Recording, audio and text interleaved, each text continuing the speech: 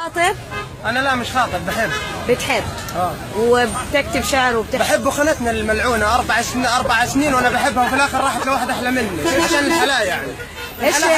ايش كتبت لها شعر؟ احكي لنا. كتبت لها شعر الفته وبقول لها حبيبتي احبك الله يقطع شكلك. انا بدونك مثل الشارع بدون اناره، ومثل التقاطع بدون اشاره، ومثل السلطه بدون خياره، ومثل السواق بدون سياره، ومثلك انت بدون نظاره. حبيبتي انت النعناعه وانا الليمون، انت الجزيره وانا سبستون. حبيبتي يا اجمل من بنات اليونان، يا ريتك بنت الجيران، انا لعيونك بغلب جاكي شان، وبصارع في حلبة الثيران، وبعبر المحيطات والخلجان. حبيبتي بحبك حب ملوش نهاية، حب المي للكوباية، وحب الطفل للمشاية، وحب الشتاء للدفاية. بحبك يا هبلة حب الرقاصة للطبلة، وحب عنتر لعبلة. بحبك ومن دونك مش عارف أعيش. بحبك حب القرصون للبخشيش، وحب سينا للعريش، وحب الدقيق للعيش، وحب العصفور للريش. بحبك وأبدا مش حبد عنك.